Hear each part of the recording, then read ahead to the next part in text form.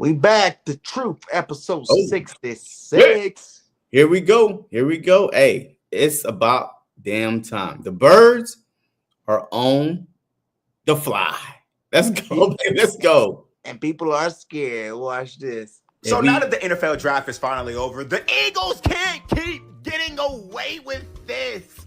Gone on. So now that the NFL draft is finally over, the Eagles can't keep getting away with this. The Eagles had the Avengers level draft class defensively this year, and they're gearing up for a two-peat. How do you get Jahad Campbell to drop to the second to last pick in the draft?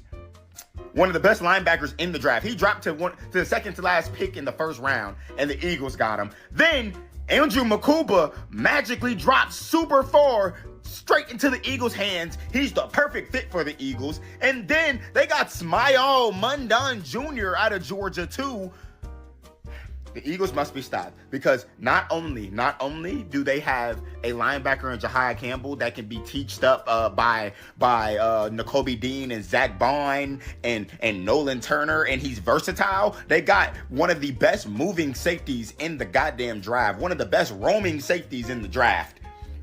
The Eagles can't keep getting away with this. They're building the Avengers. They must be stopped. Oh my God. Going on, everybody, man, and welcome to the very first episode of The Truth, where not all Eagle fans agree on everything, and this is definitely the spot where this shit about to go down. Oh yes, able. Oh yes, I'm stable. Oh yes, no label. Oh yes, you know me. I have only the best. I'm lonely, but damn, I'm going. This is why we started this, because of you. We started listen up, listen to your fantasy that you living in right now. Always talking about everything, no one can prove it otherwise. BS! I'll be number one, working hella hard until I get just what I want. Yeah, rises like the sun. Yeah, fatal like a you know what I mean? I was pretty close last year. We could have easily won those 3 games. So I gotta get through it, and the only thing I know is to love what I'm doing. Right? Never give up, never slow till I Look, we lost. Never listen to the no's. I just wanna keep moving. moving. Yeah, I put it out as hard. It's my only medicine. Yeah, everything I do, I'm just being genuine. Yeah, I'm sick of being screwed. Feel my own adrenaline. Yeah, I do just what I do, and I hope you let me in. Yeah.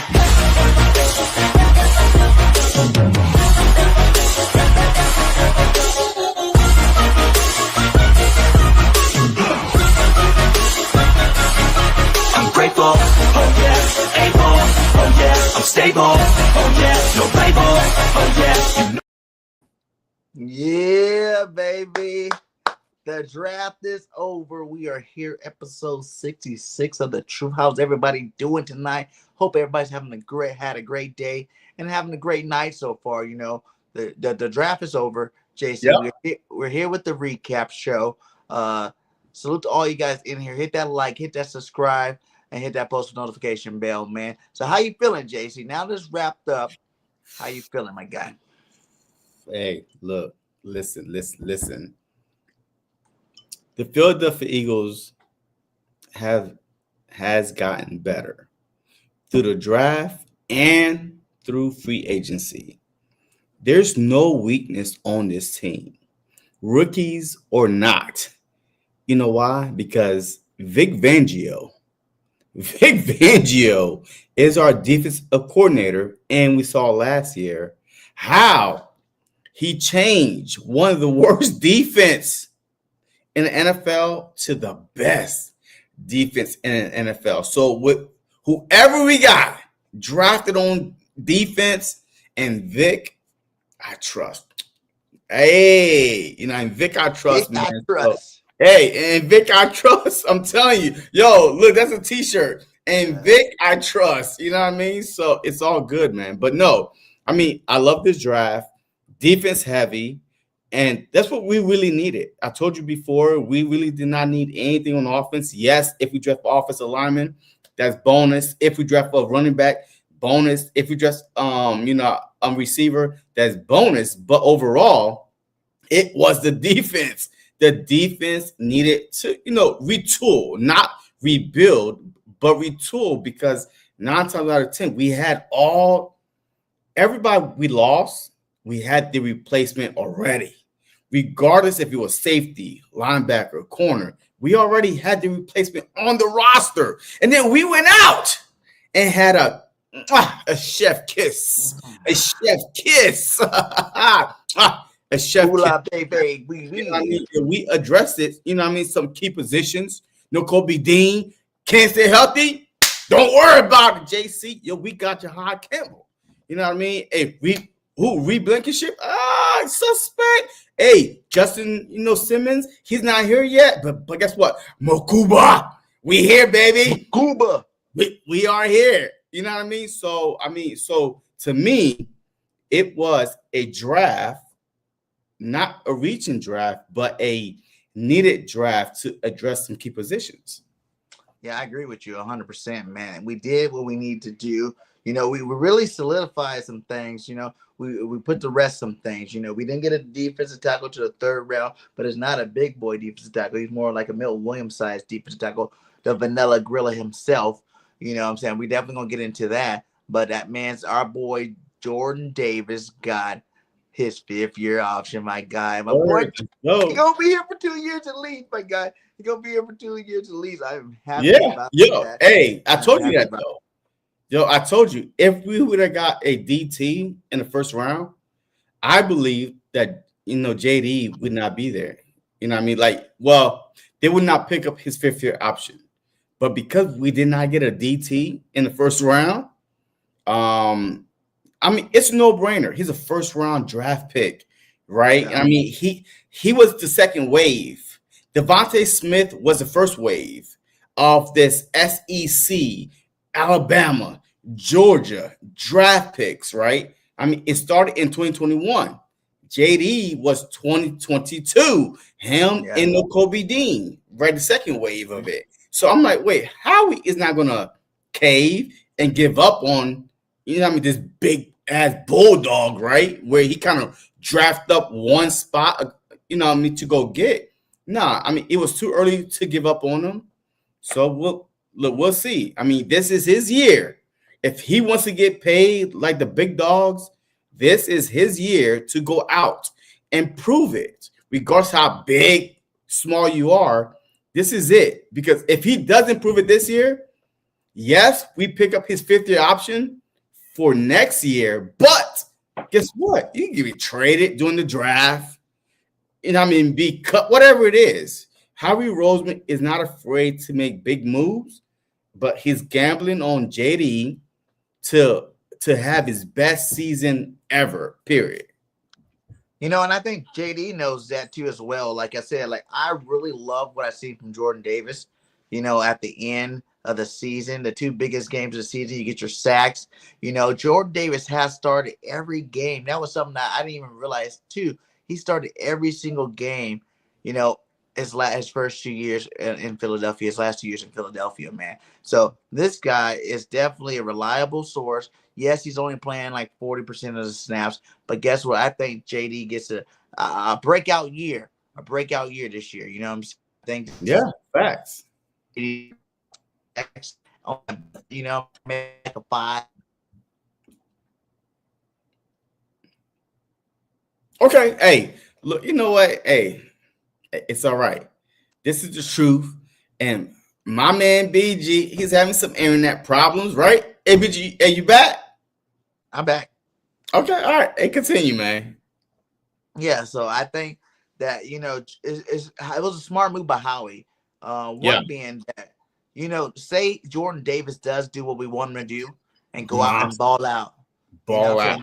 These guys are getting $20 million a year. 25, 25, 26. No matter what, if JD goes out there and have the best season there, say he got 10 sacks, the Eagles still will only have to pay him $12.9 million the following year. He might want to extend. He might hold out. Yeah. But it is what it is.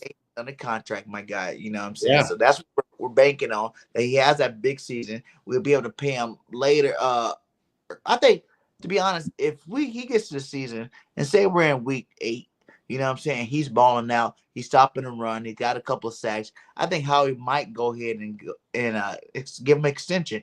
You know what I'm saying? Get it done early, like Howie likes to do, where you don't have to worry about paying this guy so much money. You know what I'm saying? Like, I think Jordan Davis can get away with like 14 million, a 3-year deal. Hell no. Hell. 14 million a year.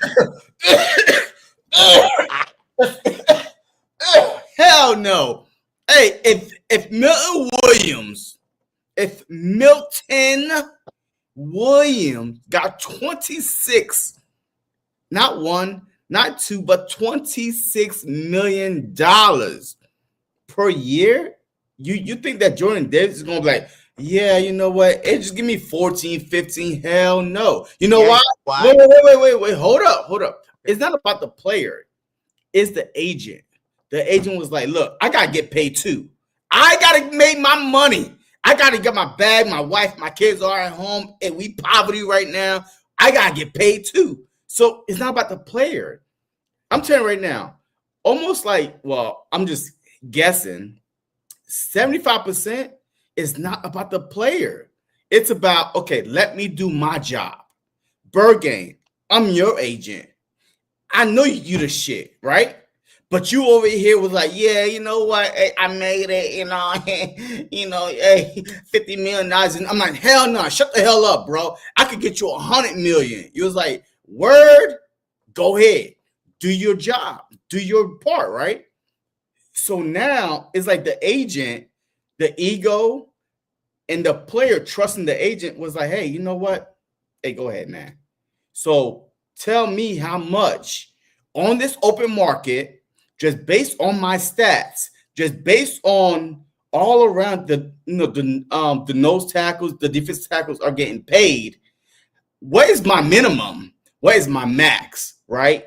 And now it's about that. It's not about, hey, Jordan Davis, hey, how much we think. No, it's not about that. Regardless what kind of season he have or not, they're gonna test the market. This dude is young, first round draft pick 4 years ago, 25, 26 years old. I mean, the agent ain't stupid. Jordan Davis is a big man. You know what I mean? Like what, 6'6", like 360? Like this dude is big as hell. You know what I mean? Hey, you ain't gonna get no $14 million a year. And Milton Williams over at 6'3", like 300 pounds and getting 26. But there's a difference. What? Let me break it down for you. Milton came off of a Super win, inflated contract. Okay, this guy got an inflated contract because they did come off the Super Bowl. He had a good playoff. Milton Williams is all about the sacks. You know what I'm saying? He was getting a lot of sacks at the end of the season. You know what I'm saying? He played more than Jordan Davis. You know what I'm saying? If you're playing more and you come off a Super Bowl win, everybody for the Super Bowl team always get overpaid. You know what I'm saying? Like, yeah, I'm not saying we're not going to win a Super Bowl, so Jordan Davis can't be that next guy. But I think if Howie's smart, he'll get ahead of that. You know what I'm saying? Because right now, if you go on to the bargaining table with Jordan Davis's agent, you know what I'm saying? The guy played 30% of the snaps. He don't have much for stats. You know what I'm saying? What leverage do you really got to push for that $26 million contract? He don't have any right now. You know what I'm saying? He don't have anything to push for that kind of contract. Milton Williams performed that high, to get that contract. You know what I'm saying? They paid him on his upside, meaning he's played good in this rotation. They're hoping they can get him. He can be a star, moving forward. Everybody knows that Jordan Davis is a nose tackle, not a DT, and his prime job is to stop the run. You know what I'm saying? They're not getting the stats, they're not getting the glory. They're just getting the big guy that's going to take double teams and triple teams all game long. So I feel like on a bargaining table, that's a little bit different for Howie. But that's why you jump ahead next year and go ahead and re-sign him so that you don't have to worry about it. So say he does jump out and he does get 6, 7, 8 sacks. You know what I'm saying? Like, now you're not really worried about it because, you know what I'm saying, you already got the contract in and he's stuck. You know what I'm saying? So you attack it down while you still can. Howie's a smart man. I'm pretty sure he'll do that this year if JD, jumps off and have a fantastic start of the season. Okay, look, hey, I agree with you. Hey, during the regular season, Milton Williams had 5 sacks. Guess how many sacks that Jordan Davis had? The regular season. Come on, BG. Yeah, that's a question for you, man. You, BG, answer. Hello? Hey, I mean, does his internet go off or something? BG. Is he frozen? Oh, shit. Hey, BG is frozen again. BG, wake up. Oh, shit. You know what I mean? Okay, all right. Since BG is frozen, you know what I mean? Wait. All right. Hey, he's back. Yo, BG, hold on. Oh, shit. Wait. Come on. All right. So, during the regular season, guess how many sacks Milton Williams had versus Jordan Davis? 4-0. Well, Milton Williams had 5 sacks. That's close. Okay. And Jordan Davis had 1. Also very close. But in the postseason, guess how many sacks Jordan Davis and Milton Williams had? 2-2. And hey, you got the stats up, dude. No, I don't. I'm just using my brain. What I remember seeing. I remember 2 sacks from JD. Exactly. 2-2. Yes. Jordan Davis had 2 sacks in the postseason. That means wild card weekend, divisional round, NFC Championship, and the Super Bowl. And Milton Williams had the exact same amount of sacks. It's 2-2. So, I mean, you're talking about, hey, what did he do in championship game? 7-3. Is what? At 7-3. Wait. Well, hold up. We always talk about the regular season don't matter. It's about the postseason. You made a case when I was telling you that Jordan Davis played less than 30% of the snap. You was like, and in the postseason he showed up, and now you was like, it's 2-2 and all this stuff. No, I'm telling you right now, if Jordan Davis go out and ball out, that $14 million that you was talking about is out the window. It's about to be $30 million a year for a Jordan Davis. And then the following year, Carter, $40 million a year for a Jalen Carter. So the price tag for nose tackle, defensive tackle, they both play in the middle. It doesn't matter. It's going to be high and expensive on top of playing,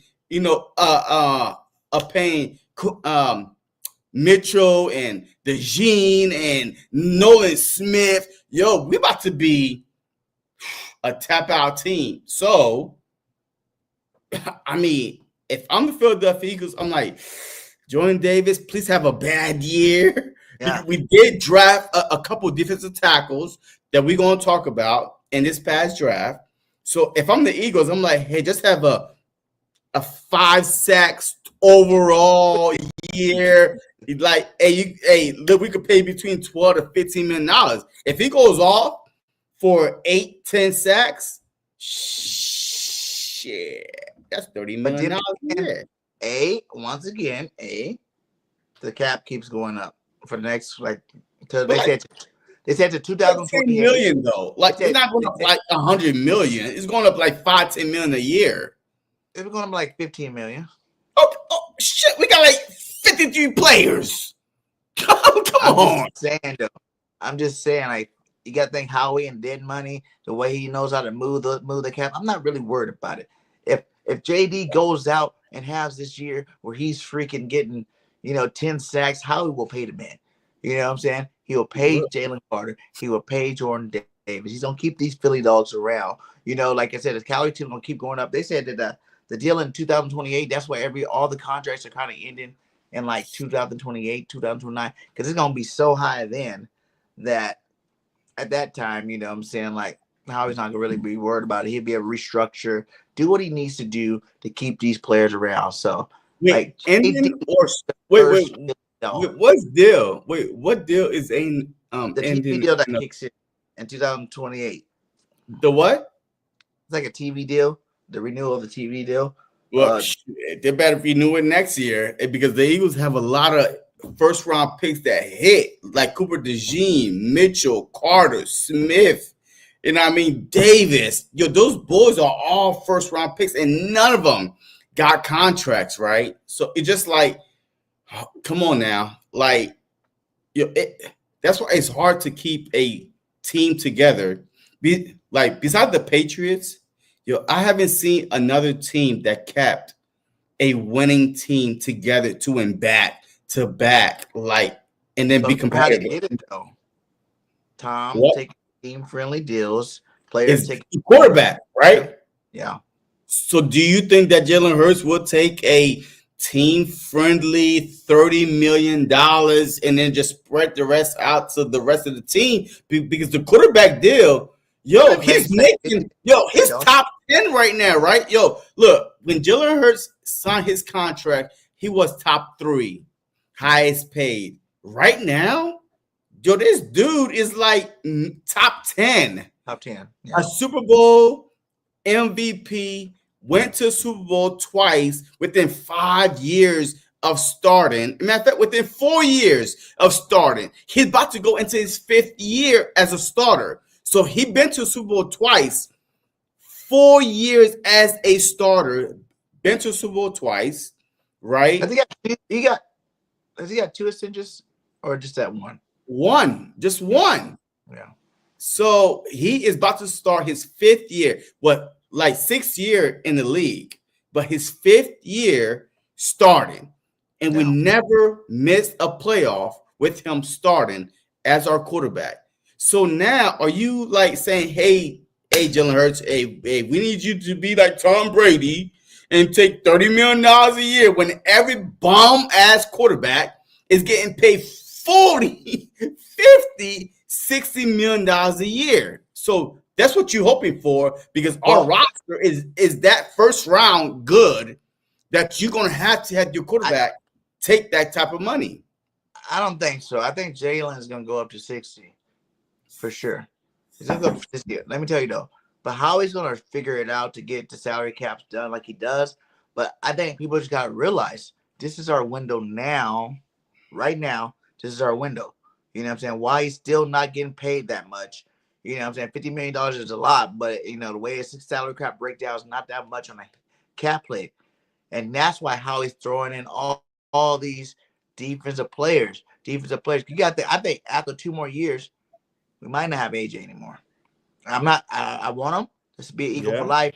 But I'm just saying, let's be realistically, after this window's kind of, been a couple years, that's when you got to start going to these players and taking them out. You know what I'm saying? That's when you got to go get AJ Brown get traded away. You know what I'm saying? You got some other key players that get traded away, but then you keep injecting each year more youth. You know what I'm saying? Like, we got a lot of young cats, this draft. You know what I'm saying? Like you said, mostly on the defensive side, because we're stocking that side up heavy because we already know what's down the road. We know that's the hardest side to hit, though. You know what I mean? Like that is also the hardest side to hit is on the defense. Offense is easy to get. I mean, offense is like a whole bunch of A gap, B gap, blah, blah, blah, blah, you know what I mean? This and that, right? But the defense, like if you hit on the defense, you could win a championship with your defense giving up 70 points a game. But you got to have that defense like we did this past season, right? Because we saw 2 seasons ago when we was in the Super Bowl versus the Chiefs, our defense couldn't stop shit. But we got there just based on our defense being top 5. And then once we got there, we act like we was bottom 5. So, I mean, that is the hardest side to hit on is the defense. Offense, to me, as long as you have a good quarterback that keep the defense guessing, you could just build around that. So, yes, I see the reason why they are building the defense, because we are highly invested on the offensive side with the offensive line. Even Kim Jurgen, the last piece of the puzzle, right? He got signed this offseason to a top 3 highest paid center in the NFL. So I mean, all the contracts, like I said, all the contracts kind of ended around the same time. You know what I'm saying? Like the 2028 season You know, that could be a whole nother shift. But you know, you think about it. Howie got how many draft picks next year? Like 13. He did that on purpose. Yeah, You know he what got I'm like saying? 2 second round, like Yeah. 3 third round, a whole bunch of The first yeah. We round. got a He lot. did that on purpose because he Yeah. knows he's preparing for the future. He knows we got 2 years to get 2 more championships. You know, after that, we're gonna break this down a little bit. You know what I'm saying? The money's gonna catch up to you. Yeah. No matter how much the salary cap goes up, the money's still gonna catch up to you with all the talent. Yeah, But fact. think about it. That little window, though, you know, you got Quignon still in his rookie deal. You still got, you know, Regime. rookie deal. Nolan, rookie Smith. deal. Yeah. Smith, Roland. These Carter. are all young guys that still got like two. Some of them got 3 years left on their contract. Mitchell. Like Mitchell, Carter. Yeah. So it's like you got to use it. It's just like when you look at it the other way, other teams do with their quarterback. The rookie quarterback, you got 4 years to do it. Because then after that, you're going to pay your rookie quarterback. Now, we're like the opposite. We on defense. We like, hey, we got these rookie defensive players. And 4 years, we're going to have to, you know, we got to shovel out some money for them. So let's hit this money right. In the process, we're still going to keep retooling in terms of drafting all these players. Like 13 draft picks, man. You can move up so many times in the draft. You know, you can move the first pick. You could draft your first pick. You could take 2 seconds and move back into the first. All we need is 5. All we need is 5. Yeah. Like first round, a couple second round, a couple third round, and a fourth round. Like boom, that's it. Hey, everybody else doesn't matter because this team is that young. Yeah. And that's that. And then you got to think too, even this year alone, man.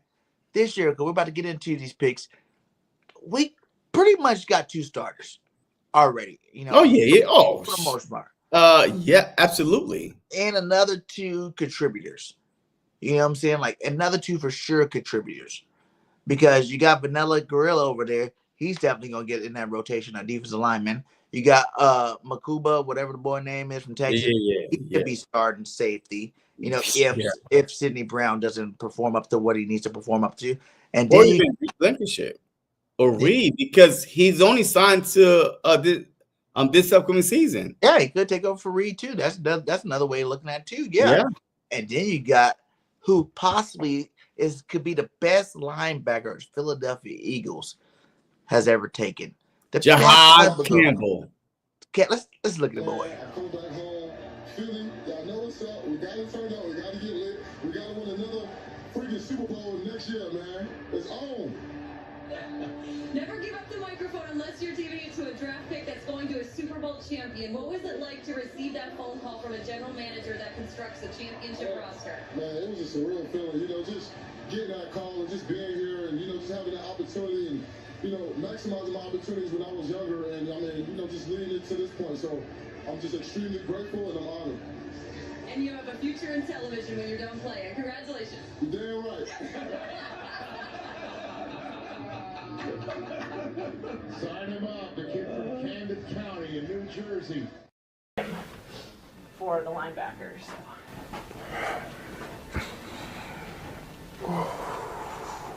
And every year they put up all new graphics and stuff. This is lit. This is lit.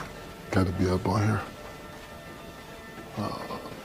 God, it's amazing. They just put this up because the guys just got back here on Monday. So literally, I think like last Friday, they were putting the finishing touches on it. And glitz and glamour. Yeah. Birds take fight. It's crazy. I feel like I'm at Bellum. Very fortunate. That you boy, damn right. Huh? You damn right. You damn right. And like this guy, he come from what they say, IMG, right? The Juggernaut High School. The school has six teams in one school. They pump out talent, gifted athletes every single year. He went to Alabama, guy. Yeah. Alabama started there. You know, he has range, size. He can cover. He can rush the passer. He can do it all. He is a Zach Bond 2.0. We just paid Zach Bond All-Pro. Now you get a better athlete at the same position who has room to grow and you throw him in there, he could be even better than Zach Bond was last year. You know, because he's that talented. Yeah. And you throw them both of them together, woo! The best linebacking core ever in Philadelphia history. Hey, Nakobe Dean, I love you, my guy, but deuces. Yo, I hey, do not believe Nakobe Dean comes back this year healthy and enough. takes that starting spot from Campbell because he don't No. start out starting. You know, whoa, BG, what happened to you? X-Men, X-Men, oh my God, I knew you were a fraud. I knew you were a fraud, BG. I knew you were a fraud from the jump, and this is why. I'm not a fraud. Wait, hold on, wait, time out. Realistic. Hey, I will mute your ass. I will mute you, BG. Hold up, nothing. You've been talking about Crowder Jr., the next X-Man, and now all of a sudden Jahad Campbell comes and he could be better than Zach Bond. He could be the best linebacker since ever. You know what I mean? You know, I knew you were a fake. Hey, look at this, man. Look at this. Where's that? Look at this, my guy. Look at this, my guy. Okay, I'm saying he could be the next Michael Parsons, but better. Yeah. You know what I'm saying? But better. Michael Parsons didn't go to Alabama. He went to Penn State. Alabama's a better school. You know, the arm length, the wingspan's bigger. Yeah. I mean, you know what I'm saying? The what else is better? But the thing is this, Michael Parsons did not play how Jahad Campbell played. Jahad Campbell just started inside linebacker, outside linebacker, edge rusher. This dude is a utility player. He could play all over the field. Like you said, Zach Bond on steroids. Yeah. He is Zach Bond on steroids. But let me read what they said that he could be, right? All right. So the Eagles added a versatile player who can help the defensive coordinator, Vic Fangio, on a couple of fronts. Campbell, a first-team All-SEC selection last season, racked up 117 tackles in 2024, playing primarily as a off-ball linebacker, but he also rushed the passer and could contribute to an edge rotation that lead by Nolan Smith Jr. in second year, Jelix Hunt. And that's the thing. That's big right there because you never had to give up your hand. What is the Philadelphia Eagles are going to do? Are they going to rush? Are they going to drop back players? You never have to tip off your hand when this dude is on the field. That's how good he is. He could play everywhere on the field, inside, outside, edge rusher. It doesn't matter. He's an all 3 down linebacker, all 4 down linebacker. You would never have to take him off the field compared to certain linebackers. This dude could rush. You could have so many stunts. He could be your safety and rush him up. You could literally have Nakobe Dean, Zach Bond, and Jahad Campbell on the field at the same goddamn time. You could literally transition from a 4-3 to literally a regular 3-4 team because you got that speed at linebacker and them dogs at linebacker. Yeah, and I believe it too. Like I said, when he goes to be an edge rusher, you can throw Axeman Jr. in the game if you got to. Okay, you can get him in the game. I'm not saying that Axeman Jr. ain't gonna take another step because I do believe that Axeman Jr.'s daddy ain't gonna let him sit there this offseason. I bet you he was chopping trees down all offseason long, my guy. His daddy come here, boy. We tried this. Okay, I didn't start my first year. You didn't start your first year, but you damn sure will be pushing to start next year. You know what I'm saying? I think Axeman Jr. wants to do it too. What's up, man? So I really believe that Jahad Campbell's he's gonna be the best linebacker we ever had. You know, he's that talented, and the fact that he's not even developed, like you got to realize, this guy started out as an edge rusher. In Alabama. Yes. You know what I'm saying? Someone got hurt, and they moved him to linebacker. You know, and he played good there. So, and Vic Fangio, we trust he will get this guy. And he valued linebackers, though. He had NaVar Bowman and Patrick Willis, right, at the same time. Yeah. And then when he went to the Broncos, he had two, like, I'm telling you right now, this dude. Von Miller? No. When he went, like. Was Von Miller still in Broncos? I'm not.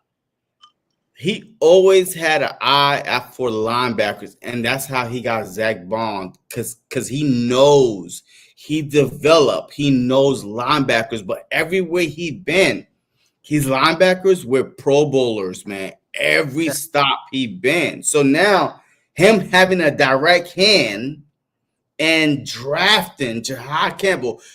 And first of all, let's get this. Jahad Campbell in every mock draft never fell down past 20. Yeah. He always went like 20 or ahead. No mock draft. Even Walker, remember we did a mock draft with Walker, dropped down to us. Yeah. He was like, oh, pick Walker, right? Boom. Campbell was never there. You know why? Because right now his shoulder is a problem right now, right? I think his shoulder is a problem, but even the doctor said that he will be ready to go by training camp. That is in August. Like, and even if he's not, we don't need him to be ready right now. No. We got Dean, we got Trotter, we got Bone, we got backup, and we could always bring somebody else in until he get ready mid-season. Remember, the Eagles did not become the Eagles until after the bye in week 5. Yeah. So who knows? We might just drop him in week 5 again, and then the whole defense. And remember what Vic did with Cooper DeJean. Yeah, week 5. He let him chill. Yeah. Healthy. You know, learn to play. Nolan Smith, same thing. He had a whole year, before he got in there to be doing dumping the way he dumping right now. You know what I'm saying? So I really do think, this guy, I'm saying Vic Fangio will give the guys their chance. I feel like he always gives the people their chance first, because they're more experienced. You got to think Trotter's a year in the defense. So he might get the first opportunity. Yeah. I don't know about experience because Bradbury was experienced and he started off on the bench. Okay, but go ahead. Listen, Vic never. Listen. Yeah. Vic never asked for Bradbury. Bradbury was already. Okay, he didn't ask for him. Damn well that pick right there was a big Fangio. Thank you very much, Big. Okay. I hear you. So I do believe that he's going to go in there. He's going to dominate. He's going to do his damn thing. Bobby King, our best linebacker of all time. Rachel just said the best 2 covered linebacker in the draft. Jaheim is small. Yeah. Small Monday. Yeah. He's at Trotter, baby.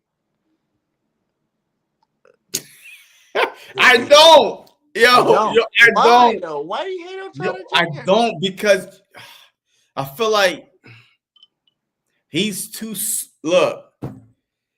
he's not aggressive enough. Wait. All right, look. He's not aggressive enough, right? Huh? That's what you want to say. He was too small. Wait a minute. Okay, 1, he's too small, but 2, he's not aggressive enough. And 3, when he is aggressive enough, he's wild. He missed like fly, and the running back's over there. He's flying everywhere. I'm like, bro, how did you miss that tackle? Like, just go in, poise, control, and see ball, get ball. He doesn't do that. He see ball and just rush through it, but then the ball shift over there. We've seen the X-Men chop a couple of times last year. Okay, so why didn't Vic Fangio start him over? What was the linebacker? On Burks. Yeah, Burks. Why didn't Vic Fangio start him over Burks? You're talking about a rookie versus no. Because you literally no, stop it. Because Mitchell started over Rodgers and Bradbury, rookie versus experience. So no, on the biggest stage, Whoa. Quinyon Mitchell was our first round draft pick. Most first round draft picks are slated to start. Not according to you. Hey, you told me that like Mitchell was not going to see the field. And if he did see the field, it's going to be a package, rotating package. So absolutely not. Just stop. So Big Benjo don't care about your status. And who did he start out first? He didn't have Q out there starting out first. He had Rod starting out Q first. in the slot, though. The whole time, Q was in slot. Yeah. Okay. But that wasn't starting corner until the week 1, and Q proved that he's supposed to be the starter. No. Rodgers got hurt before the season started, but Q could play a slot and outside. And I told you, regardless if he was hurt or not, that Q was going to start. And that's how you paid me my jersey, your boy jersey, because I told you that Q was going to start from week 1. But anyways, no. I mean, I'm telling you right now, Big Benjo do not care about your status. He's going to make everybody fight for it. Defensive line, edge rusher. I don't care if you Jalen Hux or, Hunt or, the linebacker, like 3 linebackers that got drafted or picked up in free agency. You're all going to compete, and the best man will win, regardless of your status, rookie or like 10-year vet. It doesn't matter. And that's what I like about Big Benjo. You even said it, but then you went back on your word because your heart was more into it than your mind. And you went back on your word because Vic don't care about your status. 10-year vet or not, this is not the old Philadelphia Eagles where Howie Roseman was like, I'm paying Alshon Jeffries $15 million this year versus a Fogum, right? That was balling out. Bench Fogum and put no. This is the new Eagles, and there's new DC in charge, OC in charge, and how we listen to those guys, and that's it. Yeah. Well, like I said, Trotter Jr. gonna get his chance. Will he capitalize? It's up to you, Trotter Jr. X-Men Jr. I want to see more axe swings, my guy. I want to see more axe swings. Or he might on be doing special teams. He might be the special teams 10-out player of the year. Oh yeah. He made the all special teams. But yeah, Jihad, man, like I said, like the difference between Jihad and the rest of the line. This is the first time he picked the line back in the first round since the 70s. First round since what? 1970 something. Like, it's been a long time. And he's the most talented one too that we ever drafted. So Bond might not be our star linebacker no more. He can go, and Bond's only there. But listen, Bond's only there for what? 2 more years? No. He's there longer than Dean. He's there at the end of, because Bond's an older cat too. I mean, he's not that old. He could play to at least 32, 33. But he could play to 32, 33. He's probably like 27. But what you want is you want to use Bond on this 3-year deal and then be able to replace him with a guy like Trotter Jr. Yeah, but I hear you. See, look. By the time Bond contract is up, Trotter Jr. may not be on the roster. Okay? Hey, there's no 5th-year option with Trotter Jr. This is about to be his second year. His second year, Bond signed a 3-4 year deal. So you think about it. If Campbell hit, Bond is playing as a high level, where's Trotter going to be at? Exactly. So don't get your hopes up, my brother. Let's move on, though. But that's years to come. That's years to come. We're talking about this year. Trotter Jr., do your damn thing. All right. Next is our Campbell is going to be the guy. Campbell! I want a Campbell jersey. BG. You owe me a jersey, and that's the jersey I want. I want a Campbell jersey before he play a goddamn snap. All right. Our next guy out of Texas, you know what I'm saying, could possibly start again. Another guy that could possibly start. This guy is the CJGJ of the draft. We're looking for that aggressiveness. We're looking for that ball hawk safety. We got him in this guy from Texas. I think he was everybody's like third or fourth safety. You know Yeah, what I'm saying? like third. Everybody want to start. I know that for sure.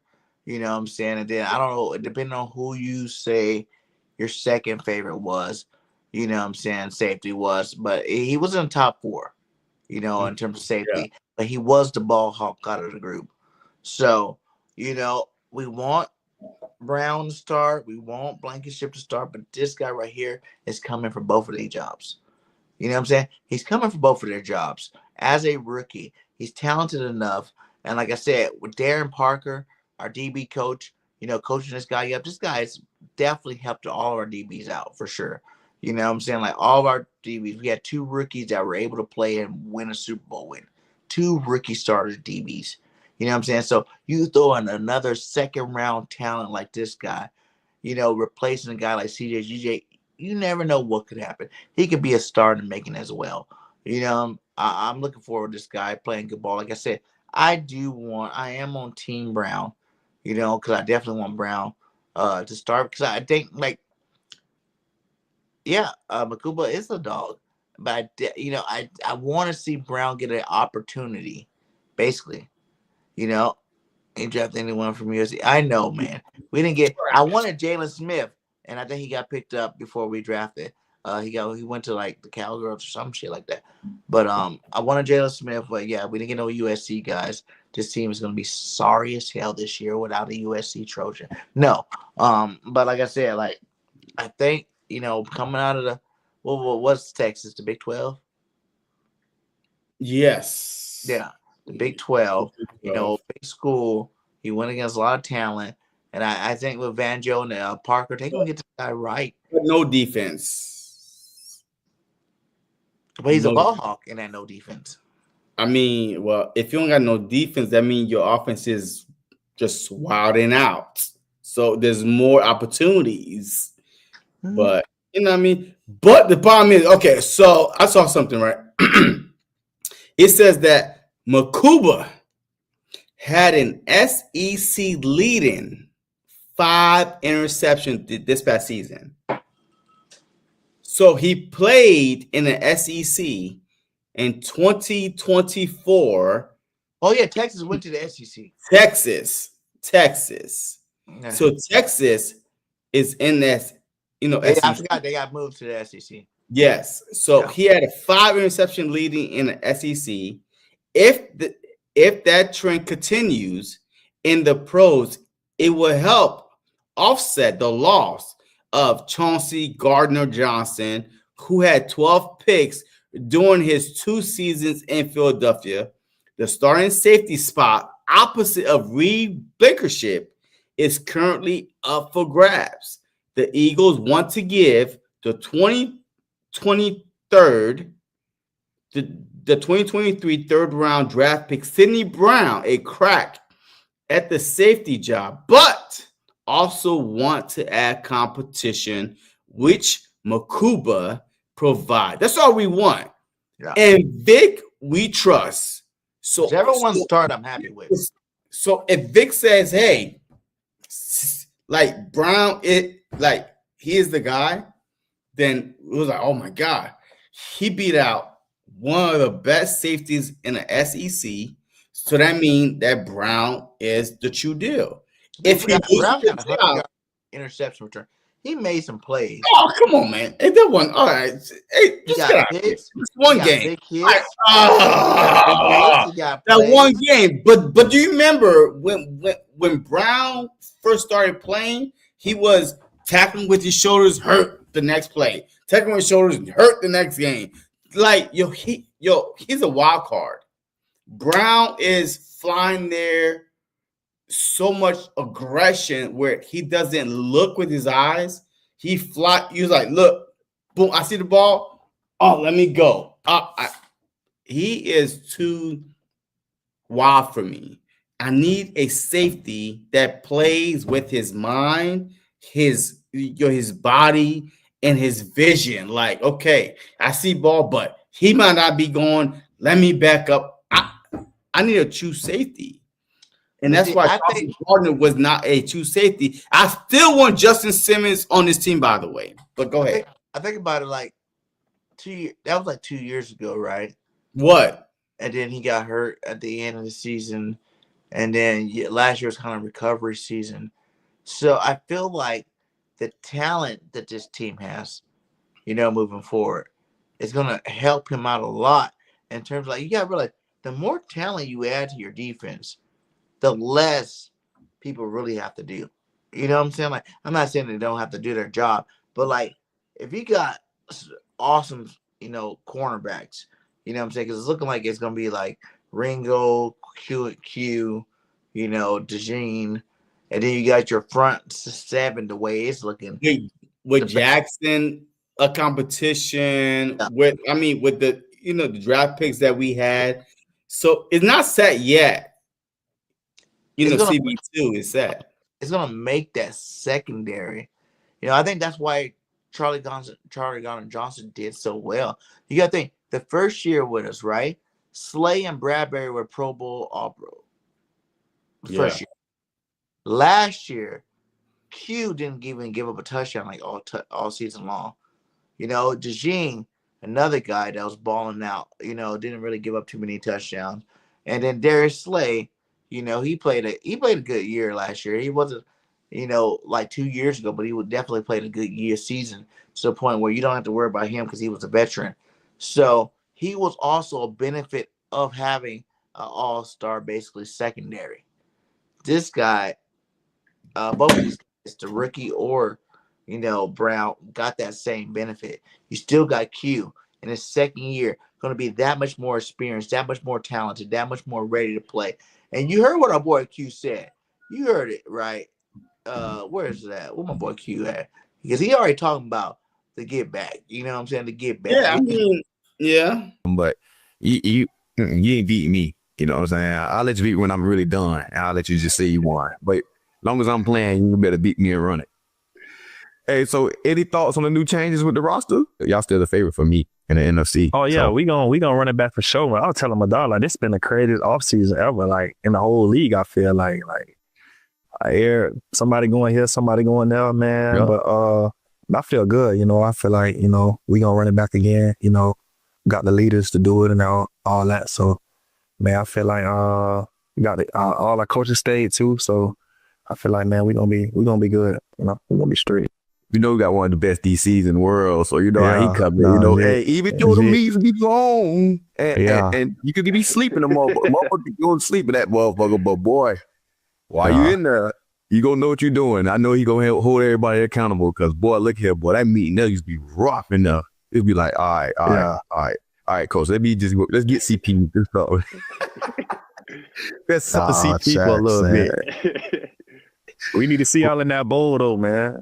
Huh? Yeah, I don't think we play all this shit though, but y'all, we don't. It's a good thing we don't, man, because I ain't want to have mixed emotions, and because look here, boy, don't let me catch a pick or something. I'll probably ran around the whole stadium.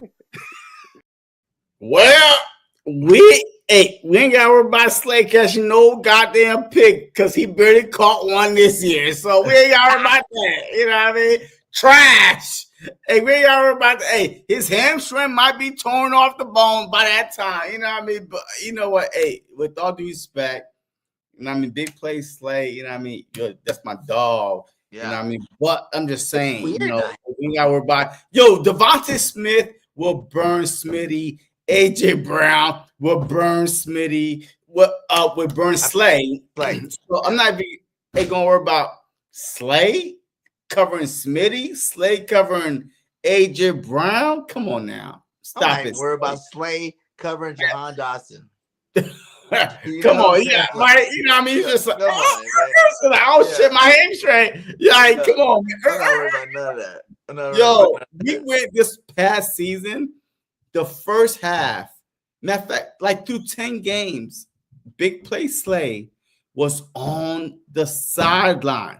Even in the playoffs, at time he was on the sideline. So like, it's not like he's like durable playing every snap. Absolutely not.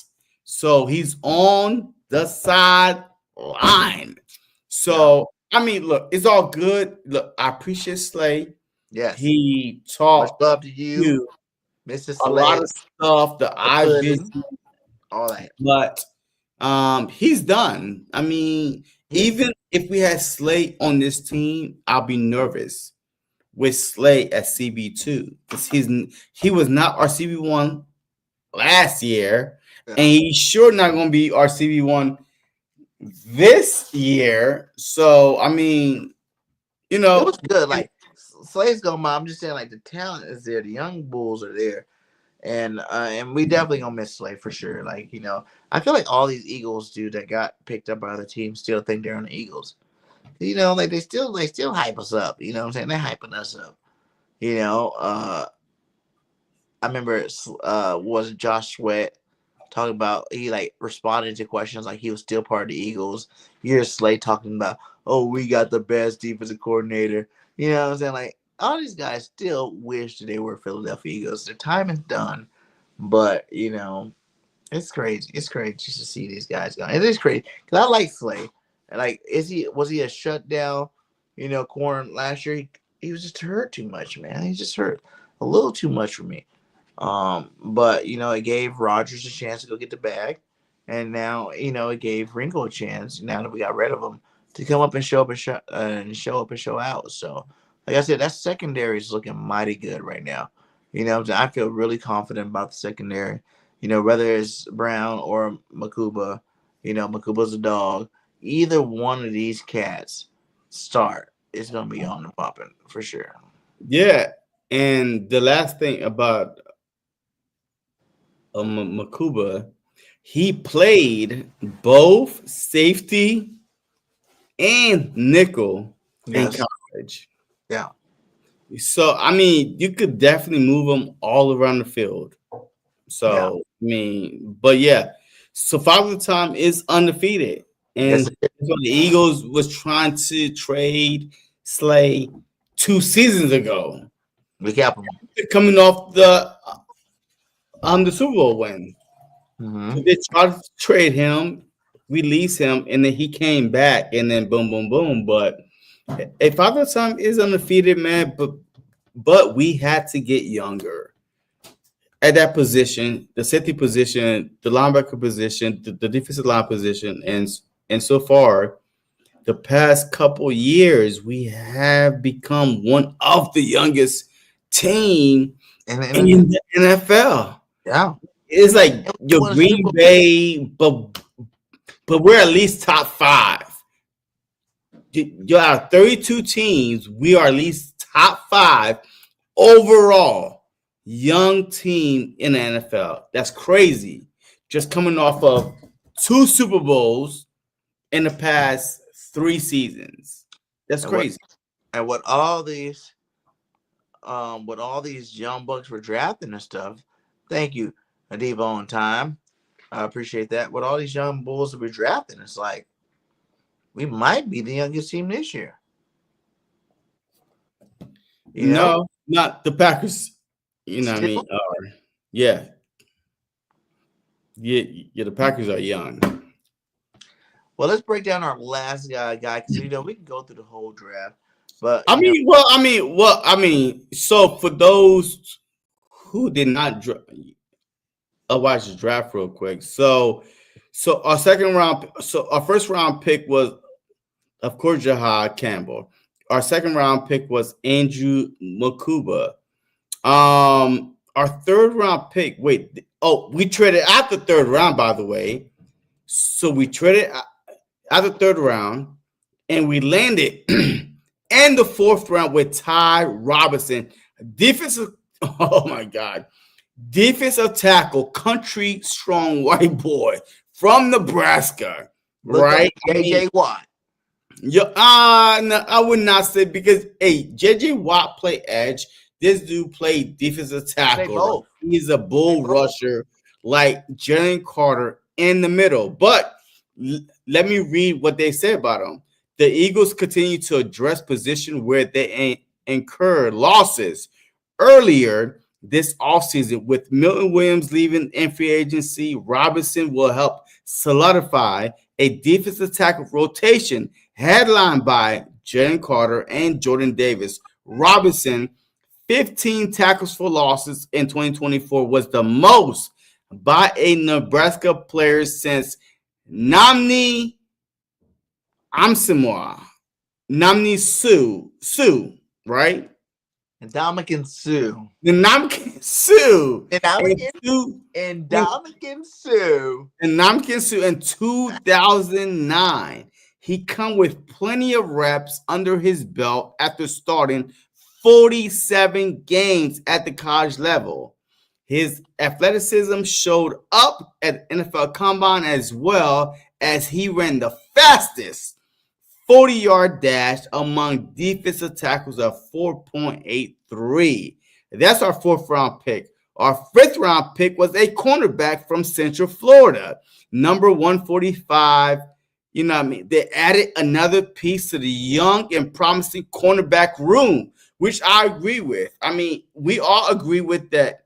CB1 is on lock, right, with Mitchell, but CB2 is up for grabs. Mac Williams might be our starter, but we don't know yet. But anyway, the departure of Slay left an opening at outside corner. Cooper DeJean, one of the standout from the Super Bowl win, could make the move after playing last year, but we all know he's not moving outside. Vic Fangio came out and said it.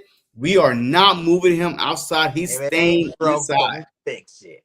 So which could create a need at nickel. McWilliams, 5'10", 191 pounds, who both played outside and inside at UCF, ran a 4.14 at the 40-yard dash, might be a candidate for that role. He creates more option at cornerback room led by DeJean, Mitchell, and also Jackson and Rango. So that's our 4th round pick. Our 5th round pick, another 5th round pick, Georgia linebacker Smell Mondo Jr., like Smael. Smell, huh? Samal Monday. Samal Mondane Jr. linebacker out of Georgia. Yet another. And that's another. To me, he's like another Nolan Smith. Is he? He's smaller set, smaller type guy, but he's versatile. You know, he's really good in coverage. He's just not very good at stopping the run because of his size. Not that he says he can't stop the run. It's just he's more valuable in the passing game than he is inside of the rushing game. Okay, so a 5th round draft pick, number 161, yet another Bulldog makes his way to the Philly, joining the likes of Jalen Carter, Jordan Davis, Nakobe Dean, Killer Wingo, and Nolan Smith on the defensive side of the ball. A 2-time national champion, Mondon was a 3-year starter at Georgia and saw time at inside linebacker, outside linebacker, and nickel. He missed 4 games in 2024 with a foot injury.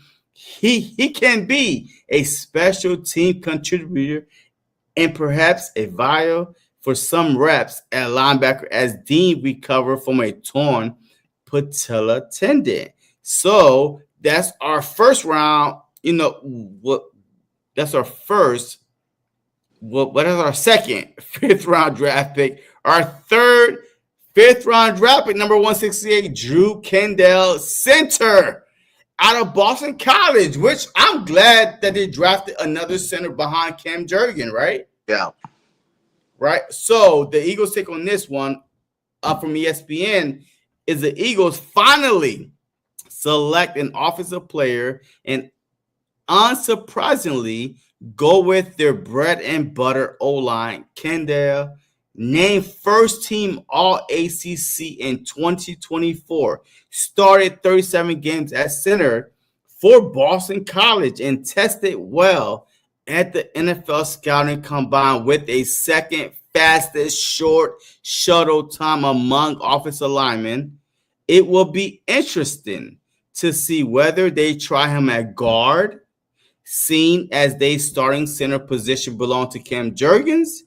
If nothing else, Kendall can provide some depth at center. Yeah. I mean, so we are addressing position of needs, right? Center, backup position, guard, competition with Steen, with what that dude Keegan. from Michigan, Keegan. and now we added some more. Green. So I mean, it's all about competition. It's all about competition. So round 6, number 181, Kyle McCord, quarterback, Syracuse. The Eagles continue to invest in the quarterback position, even with a franchise signal caller and Jalen Hurts in the fold. McCord led the FBS in passing yards and set the ACC single season passing record, 4,779 yards, and in his lone season with the Orange after leaving Ohio State for Syracuse. The Philadelphia Eagle native, the Philadelphia native threw for 34 touchdowns to 12 interceptions last year. Philadelphia traded Kenny Pickett to the Browns this offseason, even with a lot of faith in backup Tanner McKee. The Eagles always wanted to make sure the quarterback room is as stacked as possible. That was round 6, 181. What is your thought on that one? I think it's good. Like I don't know, because like it never really hurts guys from like the smaller, not smaller schools. Syracuse is not really that small of a school, but it's not like a powerhouse school, you know. But McNabb came from Syracuse. Yeah, I'm just saying, like, remember, like, who was that guy in the 7th round? He had led the league in college football in passing yards. He didn't do absolutely crap for us on the Eagles. What's the boy name? I think he went to Hawaii that year. We had picked him up in his like 7th round, and he had led the league in like passing yards, but he didn't do nothing for us. So I think it's cute. I think maybe DRC need to worry about it, you know, because he is a running quarterback, you know, running / throwing quarterback. I do think that Tanner is our backup. Period. Yeah. That hearing that last year, but I do think this guy, he's very talented at throwing the football. He actually has a really beautiful deep ball. You know, I was watching highlights on him. He has a really beautiful deep ball, and the thing is with him, he's not as athletic as DRC, but he can definitely throw the ball better. So you're looking at the 4th quarterback that could possibly be 3rd quarterback on the team if we decide to keep 3 quarterbacks. So, you know, it's a good pickup. How he's going to keep that quarterback factory moving, you know, and we ain't really had a real factory like that, but, you know, we make sure we get a quarterback thrower in there to say that we have a quarterback factory. And I think, you know, it's great for camp bodies, you know, they're great for preseason, great for, you know, taking throws off of Jalen, you know, it's great. It's a great pickup because, like I said, he can sling that rock, though. That's one thing, and he's not scared to sling it. You know, he has 12 interceptions, but he's found to throw the ball. You know, we got 4,000 yards, meaning you're not scared to throw the football. Yeah, you're gonna 5,000 yards, bro. 34 touchdowns to 12 interceptions. Shit, I'll take that as an NFL team all day, every day. Yeah. So I think to get him that late, that's good. You know what I'm saying? We could have got Shedeur Sanders. That was really close. I heard. No, we don't want that problem. Cleveland jumped us to make sure we didn't. And thank God they did, because Philly fans, we do not want that problem, and we had that problem with Carson Wentz. Prime time at tailgates. I don't care. I don't want that problem. Jalen Hurts just won the Super Bowl MVP, bro. What problem, though?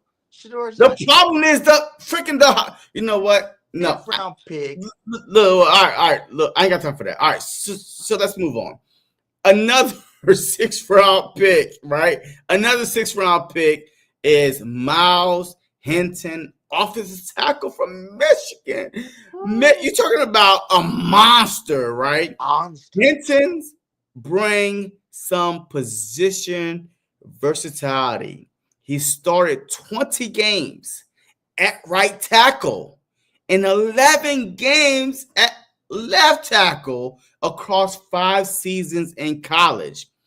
Offensive line coach Jeff Stoutland is widely considered the best in the business and will look to optimize, 6'7", 323 pounds Hinton, who can shoot from roll of the swing tackle if he makes the team. Oh my God, that is Becton 2.0, but he's so more versatile than Becton from left. Both of those two right. late picks, though, one of those guys got a chance to even start, like in terms of guard, because these are some monsters, dude. Like monsters, and you know, Stoutland loves the monster at guard. You know, he like the big boys at guard. You know what I'm saying? That's the thing with Keegan and the rest of these cats. Like they're big, but they're not that tall. You know what I'm saying? He likes the big, tall monsters,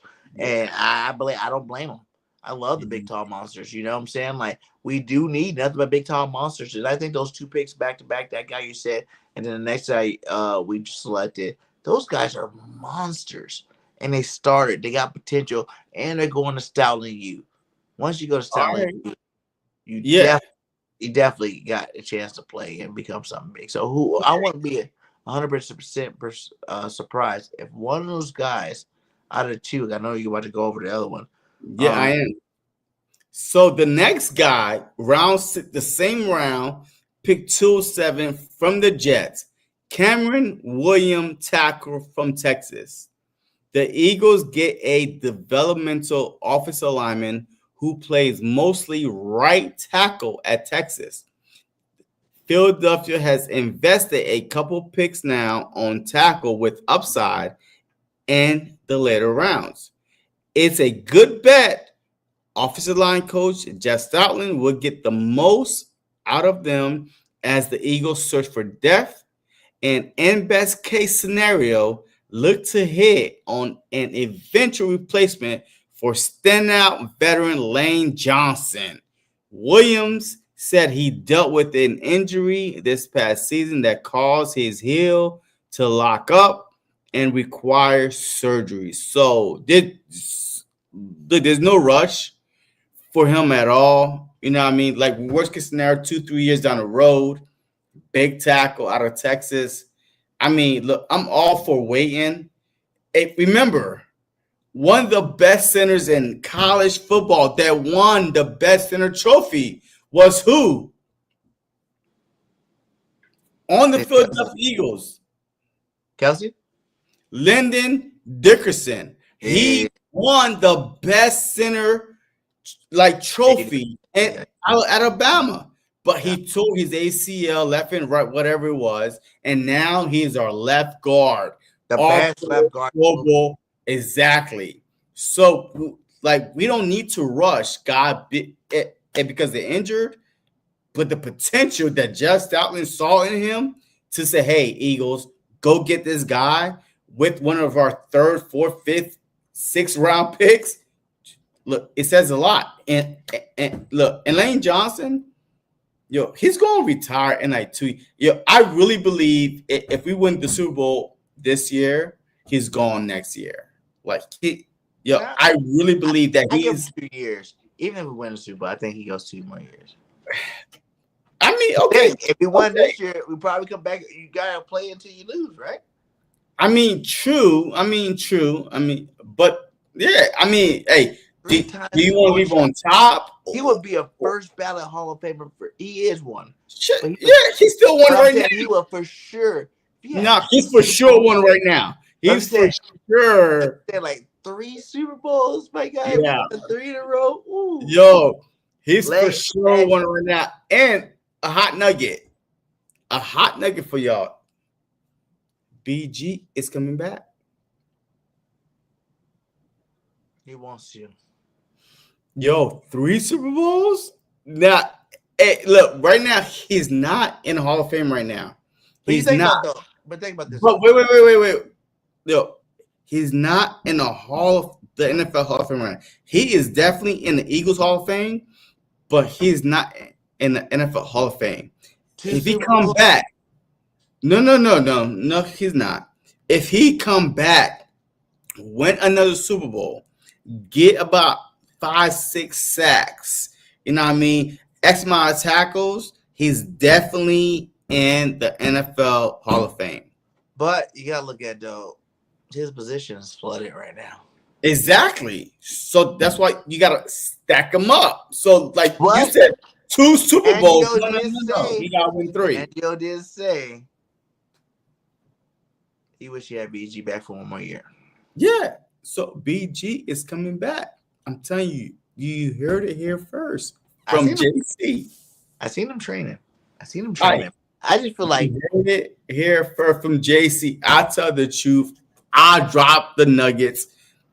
BG, not Birdgang, but Bernie Graham is coming back for his final season, and we will win the Super Bowl. He will be 3-time Super Bowl should not MVP, but 3-time Super Bowl championship winner, and he will get a trophy, a whole big old statue of the Tom Brady strip sack. I'm telling you, man. these trophies? No, the statue. I know. I'm saying new statues. Yes. Yo, that play was so big. People don't realize without that play, Jake Elliott don't get the extra 3 points. Like, we only won by what, 6? Yeah. I believe it was like 6. So without that, Tom Brady have a chance to not go for a touchdown, but to at least go for a time field goal, just send it to overtime. But the strip sack, we was begging for a stop 2 years ago. Like one stop. We are 3-time, not 1, not 2, 3-time Super Bowl champion right now, BG. Me and you are talking as a 3-time Super Bowl content creator, BG. You know what I mean? But right now, you know what I mean? We 2 times good. Yeah. But the problem is we could not get a stop. So imagine if that strip sack never happened, the Eagles could not stop the Patriots like if they're gonna make at all the second half. What? If they were going to make a statue about that, they would have already made it. No. I think they will make it when when his number retire in the stadium. Because that requires thinking. Because, all right, so why is this Philly special a statue? Why? Because it was before halftime, bro. We was already up. Why? A gusty play call? Yeah. That's it. And it was like the play itself was just so awesome. Like, yes, it was, right? Yes, it was. A gusty play call, and the play itself was awesome. But we were up. Great play. We were up. Hey, you kicked that field goal. But they don't actually have the play statue. They got the conversation statue. I mean, yes, I you hear want to you. go Philly? Yeah, let's go Philly. Okay. But at the same time, what is bigger than the hand, the palm, the closed eyes, just the strip sack? I think JC's reaching right now. We're not getting a new statue, guys. I just want to be the first one. If the next statue is going to be of Jalen Hurts. Oh, hell no. Hell no. Yeah. Of what? Running? Wait, hey, you gotta get the whole you gotta get the whole offensive line. Yo, everybody pushing like this. Oh, no. Brandon Graham, Brandon Graham statue is a legit argument. Why not? I'm not. Why not? Why not have it? You damn right. That was a great play. But I'm just saying, you can do the Cooper DeJean interception. No, we were already up 10. We were already up 10.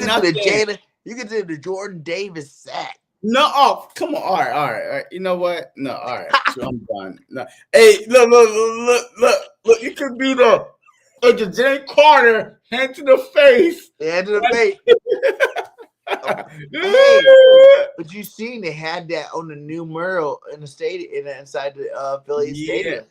Come on, the man. Jalen Hey, Carter's up there. We saw The Jalen the Carter's up Brandon there. Graham strip sack, like the hand come across like this. That is the reason. I'm telling you now. That is the reason why we won the Super Bowl. If Brandon Graham does not have the strip sack, we were only up by like 3. We won by like 6, whatever it was. We won by like 6.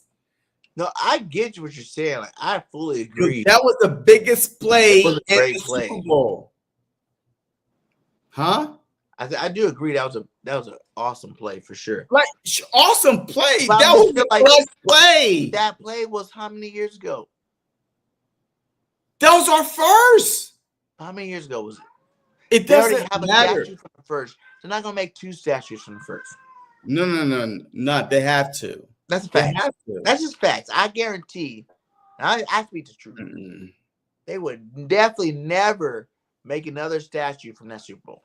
No. They When chose. they They could have did that Graham statue jersey, over the statue that they made, but they chose that other statue. I'm just saying, I love BG. No, I love because BG. you are But so. they're not gonna go back and do a BG statue. Yes, they can when they retire his jersey. Can Because they? right now, that statue outside right now is okay. You want Philly, but we still was down. We went down after the Philly. You know that, right? We was trolling in the fourth quarter after the Philly. What? You know what I mean? And then we went up back and forth, and then the strip sack definitely gave us an opportunity to keep going. But anyway, all right, so let me read a couple more draft picks, man. Like we got off. Oh my God, get that. Okay, what? Look, kiss a cat. Wait. BD, kiss a cat. And since you want to be all, come on. Look at Theodore. He's No, kiss a cat. Kiss it. Mom. Hi, Theodore. Oh my God, get that thing out my face. Hey, what up, Eagle Nation? I'm Theodore, not run shit. Nah, your turd door. Oh, but hey, look, we all know that's not your cat, all right? So let's move on to that is all right. my cat. I want right. the name of Garfield. Okay, sure. All right, so let's go on to the last pick in the 6th round, pick number 209, right? Antoine Powell Raylan. This guy. Edge rusher, Virginia Tech, This bro. guy. The more I Leader read of the draft. The more I read on him, the more I'm shocked that he went to us the last pick of the 6th round. He is. Philly get a productive edge rusher late in the 6th round. Powell Raylan finished 3rd in FBS last season with 16, not 1, not 5, not 10, but 16 sacks and has 25 and a half takedowns total over the last 2 years. The Eagles opened their draft by selecting Jahad Campbell, the Alabama standout, who figures to play on the edge a good amount for defensive coordinator Vic Fangio, and booking that by taking another pass rusher option, and Powell Rowland, not a better idea after losing Josh Sweat and Brandon Graham this offseason. Bro, I mean, to get 16 sacks, FBS is not D3. It's not D3. FBS is overall college football, guy. Like, you were that guy. 16 sacks. That's a lot. D1 included, like D1 level. You led the FBS in 16 sacks. My only thing He finished 3rd, by the way. Like third in 16 sacks in FBS. So that is crazy to me. My deal's like, why did he drop so far? His short arms.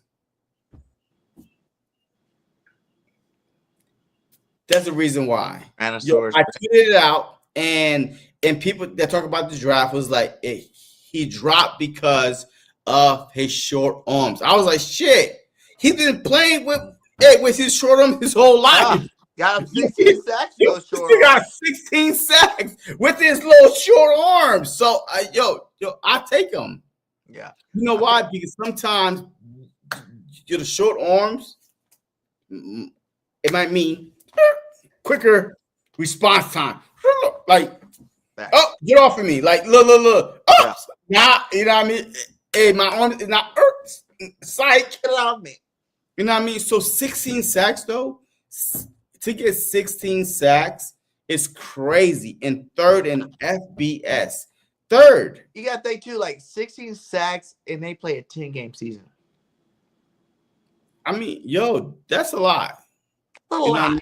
And I doubt where he went to school at again? He went to Virginia Tech. I don't think they were in the college football playoffs. No, they weren't. I'm talking about 16. But Virginia Tech is still a respectable school. No, I'm not hating on the school. I just said 16 sacks in 10 games, my guy. Yeah. That's every game you got at least one. And 6 games. 1.5. You don't. Yeah. That's balling. I don't give a fuck about his Tyrannosaurus Rex arms. He's not the first guy. Brendan Graham did. Wait, Brendan Graham. Brendan Graham did not have no long arms. A lot of people that do very well in the pros that don't have long arms. Yeah, Von Miller didn't. Like, he doesn't look like his arm is the longest. But the problem is technique, the swing move, right, the bend, right, on the edge. So how quick can you get around your guy? Because right now, short arms, lighter, like 350-pound guy in front of me, he could only move so fast. The defense will always have the advantage rushing wise because all you gotta do is just go forward. The offense has to, where's he gonna go, left or right? I mean, like the stunts. But as a defense, just go forward. You will always have the advantage. The bend. But I feel like it's gonna be really good on like a NASCAR package. And he's gonna be a package player. Just throw him in there on passing downs. You know what I'm saying? Like he might not start because there's a lot of people ahead of him, but you can still use his pass rushing capabilities. Third down. You know what I'm saying? Like NASCAR packages where you need speed out there. You get him, Jaylus Hunt, Nolan Smith. You know what I'm saying? Like you get all these bulls on the field at the same time. Let them get after the quarterback. And Campbell maybe. So I think that was a nice for it being so late, a late 6th pick. That was really good. Like I think our draft. Yeah, that's an edge rusher. Also, this upcoming weekend is the Eagles rookie mini camp, right? All right. So there's also other people that's been invited to the Eagles rookie minicamp. Another edge rusher from North Carolina, Kaman Rucker, went undrafted. But, man, the tape on him is crazy. Kaman Walker, our edge rusher competition is going to be on fire. Besides the guy we got from the Giants. Ajigma. Huh? Ajigma. Is it Ajigma or Ojulari? Whatever his name is. Ojulari. Yes, Ojulari, Uche. Yo, we have so many so much competition at edge rusher. Yo, there might be some good edge rushers that get cut. Yeah. Like, the numbers that we are picking up right now, I really feel like undrafted is crazy. I feel like out of those two we picked up, only one of them gonna stay. One of those. And then look, another one. A former rugby player, Carson Patu, who will attend the Eagles rookie minicamp, has trained as edge rush and linebacker. Hey, I watched the Carson highlights of that guy. Patu, rugby That guy player. was running that rugby ball, boy. He was stiff forming people. He's a physical guy. I think that guy you talking about on the rugby team. Patu? Yeah. And people forget too. Last year, didn't we have another rugby guy last year? Or was he didn't make the team. He's going to be the tackle in progress. So the Eagles are really, a developmental type organization. We can take chances on people that have a high upside, and for the most part, we've been doing good with them. So I like how he stays to that, mantra. It's like, no one would ever draft this guy. No one would ever take this guy. But we're going to take him, and we're going to see what our coaches can do and see what our coaches can bring out of them. And what they could be Jordan Mailata, the best left tackle in football. Or, they can be a scrub. So I love just taking risks. I love just the way he built competition with this draft. You know what I'm saying? Even like the defensive tackle, like we said, I'm really good on Vanilla Gorilla right there. These cats, man. I hate cats, man. He wants to go outside. Outside? He's a cat. He wants to go outside. Hey, put the litter. Hey, what's the litter basket at? I'm gonna let him out real fast, but why I let him out? Cat outside? He goes at a cat outside? He goes on the porch, on the patio. Get some fresh air. Wait, and do what? Hang out. What? Hold up. Hey, you have a litter box of pee and poop. Cats should not be outside. He likes to go outside. Oh, all right. You know what? Go ahead, man. Hey, let's wrap up, man. Hey, come on, let's wrap up. But like I said, out of all those picks, dude, the Robinson guy is the guy that I think the new Milton Williams, the new guy. Like I want to tackle. I want to show some highlights. Yeah, take this guy out. For first down, we finally have a third down conversion, and this game is hard as and hammered in the backfield. Ty Robinson. So UCLA takes over, and Ethan Garbers gets sacked to start the drive. We weren't in that locker room at football. Miami sees pressure, gets away from pressure, rolls to his right, off the football, and it's picked. Jackson, the tailback, and Locklear kept it and got a face full of Ty Robinson. Up to Nebraska, brings 4. Sanders in trouble. Down he goes! Ty Robinson. Tight end on each side of the offensive line. He'll look for the throw. Stuttering, he's hands, he throws, he lost the football. It was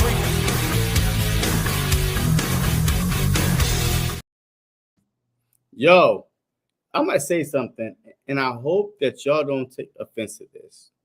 Well, we try not to. Okay. Our whole defensive line are black. Yo, I don't recall. Wow. Yo, the last. That what you had to say about it? Wait a minute. Hold up. Hey, just like the cornerback's been black in my whole career, and Cooper DeJean is white, and it made a difference. But we had what's his name? Who?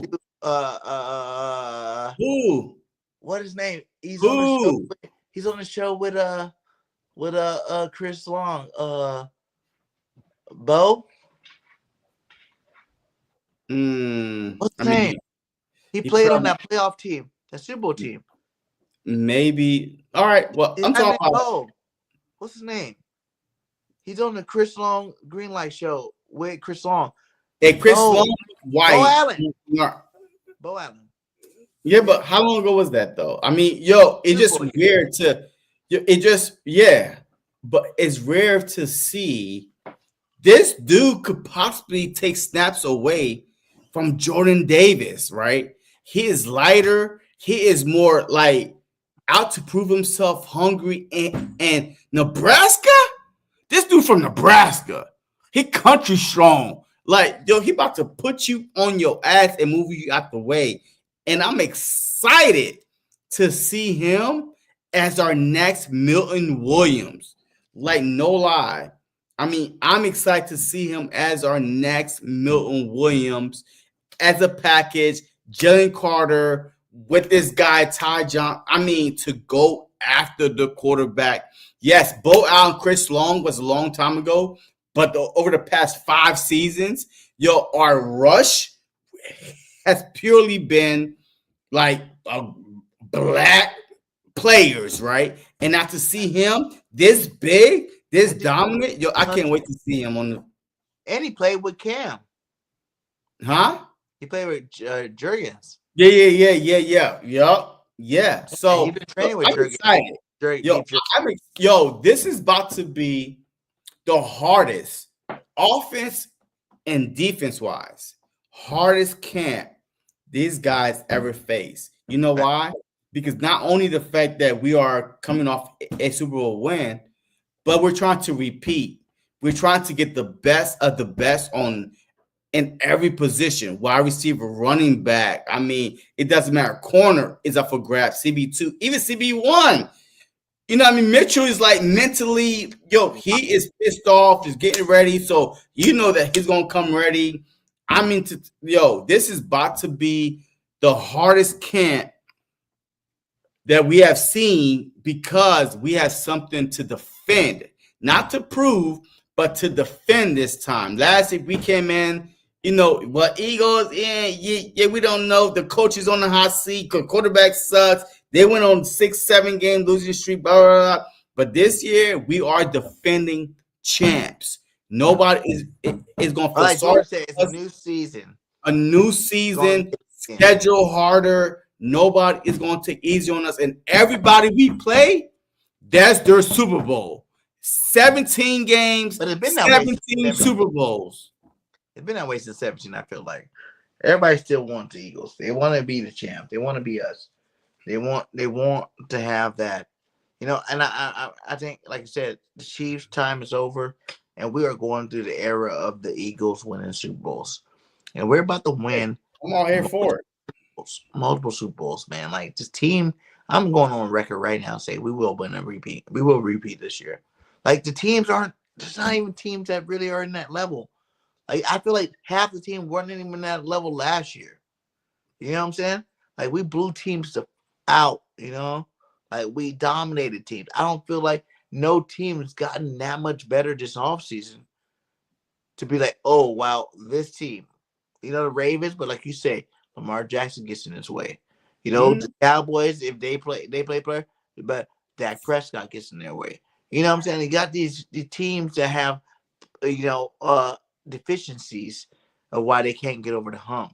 And I just feel like there's no way in hell, dude, anybody's beating the Eagles this year. Like, in terms of Super Bowl. Like, I don't see no one in the NFC at all that's going to stop us from making it there.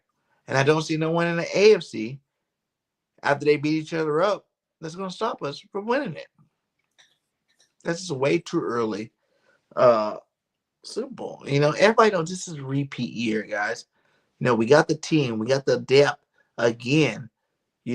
Talent's out the ass. It's like it'll be battling each other.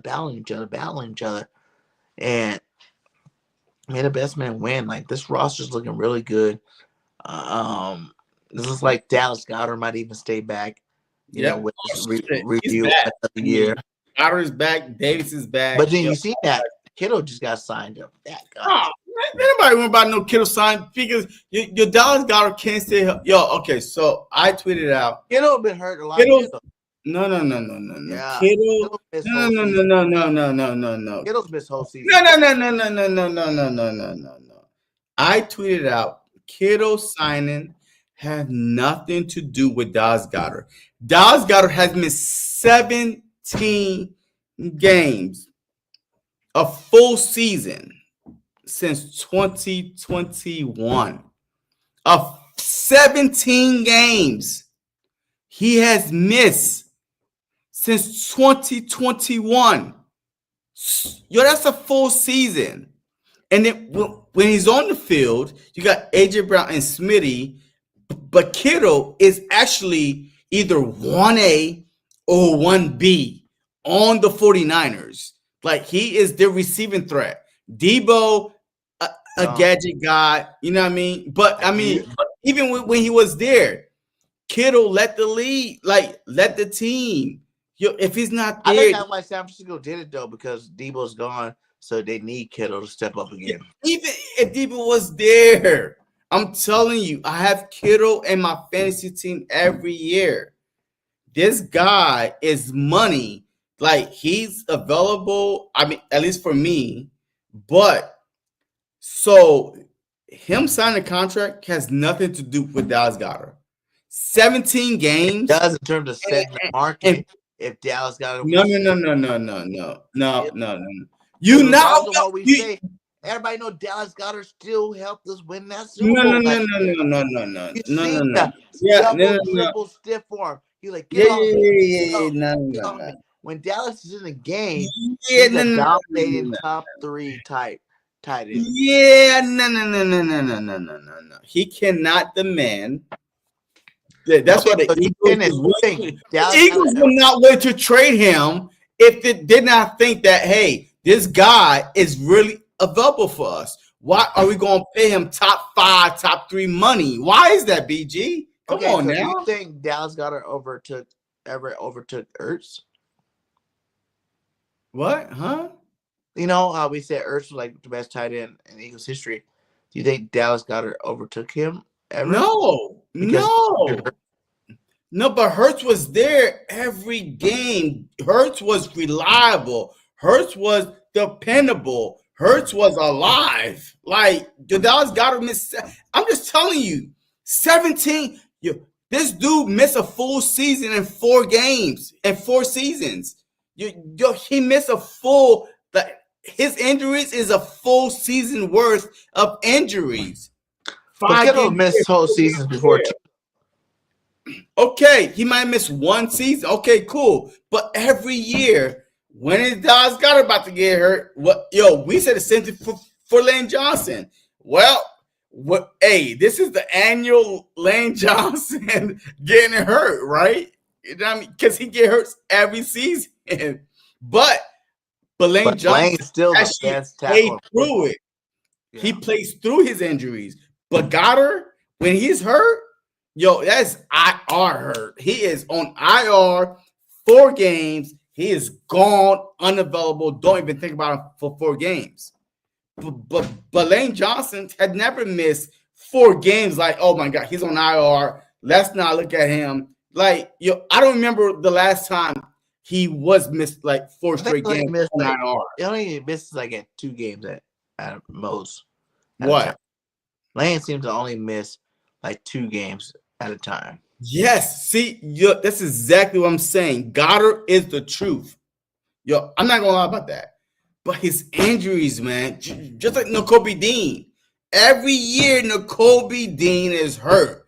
And that's why the Eagles drafted a linebacker. If the Eagles was like, you know what? Let me draft a tight end in the first round. Your Goddard was gone. But defense was on their mind because of Nakobe Dean. If Nakobe Dean is healthy, all right, BG. If Nakobe Dean is healthy all season long, him and Zach Bond, do you think the Philadelphia Eagles draft Jahai Campbell, or do you feel like they go Starks at safety first round, or even a tight end first round, just to go off the normal norm where the Eagles want to? If I would say they still would. At the position where we're at, I think we still draft Campbell because, like we said before, you know why? You know why? Because, like we said before, he was a top 15 pick. No. He fell to us. When you're the champ, you're picking last. Yeah. And people fall slide. You have no choice but to get him. You know? But you have no choice but to get him. You know, like, he should be our top 10 guy, but, he fell to us at 31. Okay, you know why I said no? Get him, but we got him. Like, I feel like in the fact that he is just better than Dean. Okay, but wait. The reason, all right. So the reason why I say no is because we would have to pay Dean and Bond this offseason. because Dean is going into his last year. Remember, he's been healthy for 3 straight years. He's balling out. He balled out. Dean was and now you got wait, huh? Dean was healthy 3 straight years. No, I said if Dean was healthy for 3 straight years and balled out, and then balled out this offseason, you have to pay 2 linebackers top 5 money to keep them. So why would we draft Jahad Campbell? I think if that was the case, yes, I think we would still draft Campbell, and you're Bond delusional. And Bond would have never got a 3-year extension. No. But you okay. The free agency is before the draft, my guy. I'm just saying, like, what? Hypothetically, Bond would be gone, so you are correct. Bond would be gone. Listen, so yes, you have to draft another linebacker. We had just gave Bond some money before he got his big contract, right? No, we did not. Well, we paid him the contract to come to us. We signed Bond on a 1-year, $5 million deal, my guy. And all I'm saying is, if that scenario was going down, Bond would have never got a big contract. But you're not making any sense right now. I literally said Bond. Okay. Bond only played 1 year with us. So no matter what. How? Would you let Dean walk or Bond walk? He's only had 1 year with us, period. So at the end of the day, think about how many players came to the Eagles for 1 year and did good, and the Eagles let them lose. Yeah, but we never had a linebacker. We never. Johnson again. 1 year. See you later, CJ GJ. See you later, buddy. Talk about old boy Rogers. Hey, thanks for your year. See you later, buddy. Who Rogers? Isaiah. Man, yeah, no. Okay, all right. Look, I'm just saying, you're overthinking this. You're not getting what I'm saying right now. You aren't afraid to let you be good on 1 year. Listen to me. If Nakobe Dean was a starter all 3 years, never got hurt. Okay. That we could if Campbell still slid to us. But no, that's not what. Stop saying if Campbell slid. Listen to what I'm saying. Bond had a Pro Bowl season, right? He did. Dean had a good season like he did before he got hurt. All 3 seasons, he's been good. Listen to me. You would have to make a decision whether you pay both or let one go. And I agree with you. If they let one go, yes, Campbell might be the choice. But that's a gamble that you're taking because Campbell was not supposed to drop to 31. So what are you not getting? Well, that was a gamble that Bond was going to be good. None of us thought Bond was going to be good last year. Adios meals. He is, we know Bond is good. Okay, listen. He could be. Hey, let's be honest right now. Let's be 100 right now. No, you're not 100. Bond could still be a one-hit wonder. Okay, I get it. I get that. But the problem is this: free agency is before the draft, right or wrong? But we didn't pick up no linebackers in free agency. Because we saw. Oh my God, I can't do this right now. It is late. We signed Bond because he was good, not knowing that Campbell was going to drop, and not even if both Dean is healthy for 3 seasons and Bond have a breakout season, do the Eagles sign both linebackers, Dean and Bond? Yet a simple, don't go nothing beyond that. Yes or no question. Dean is healthy for 3 seasons, have a good season, and Bond have a good season. Do the Eagles sign both linebackers this past offseason? Yes or no? We didn't sign Dean. He's going into his last season. That's the reason why we have not signed him, because he's always injured. I'm saying no matter what, Campbell's better than both of those jabronis. The problem is, guys would have had to go. I can't do this. One of those guys would have had to go. Campbell dropped.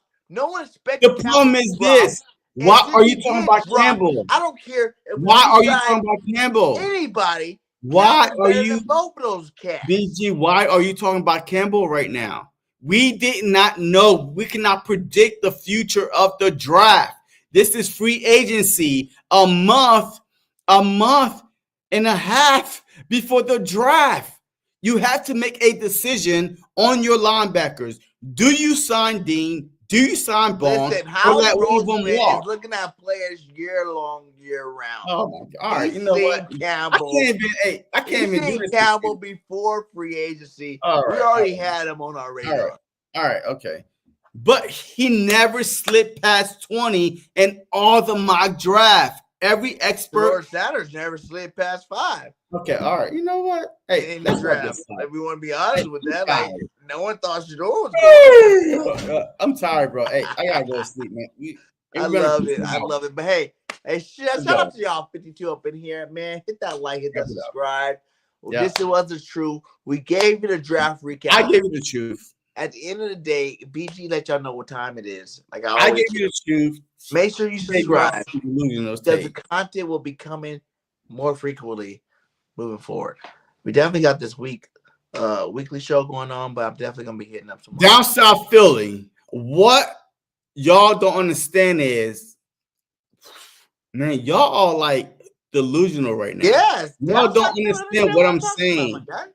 In my scenario, in a perfect world, you would have to make a decision. You don't even want to re-sign Bond in a perfect world. But no way. You want 2 young stud-ass linebackers. The problem, y'all are delusional. And my scenario is this. South Philly. Okay, good. Hey, keep drinking. Yeah. So, in my scenario, Bond had a Pro Bowl All-Pro season like he just had. Dean had a good season before he got injured like he just had. Do the Philadelphia Eagles, not knowing, because none of the mock drafts had Campbell slipping that low, not knowing that Campbell is off the board.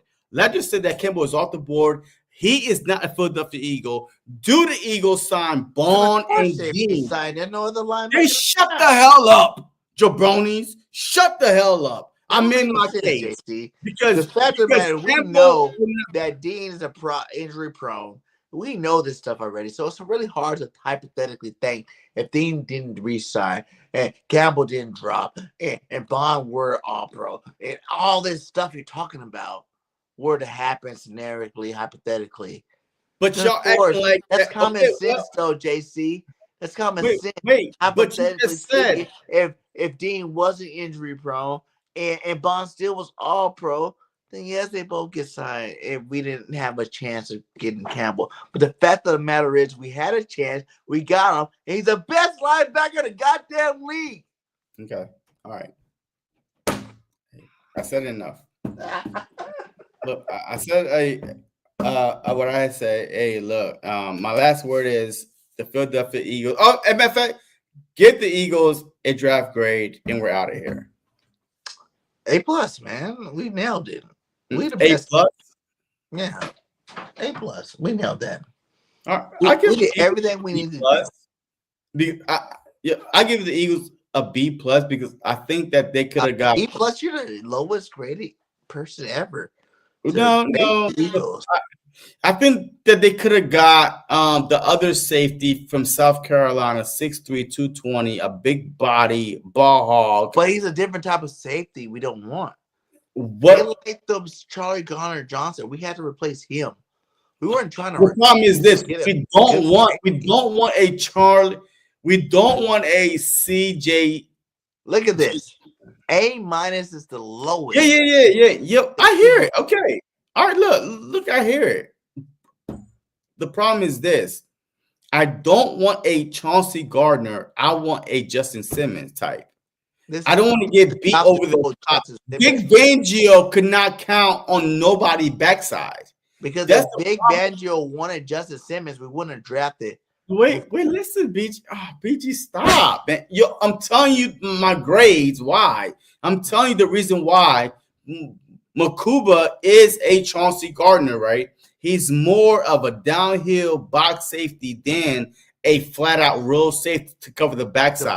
That was our problem. He's a ball hawk safety. Chauncey Gardner picks our lucks. None of them came with him chasing the ball down. And if he did, he took away from Mitchell. He did take some balls away from Mitchell. Mitchell could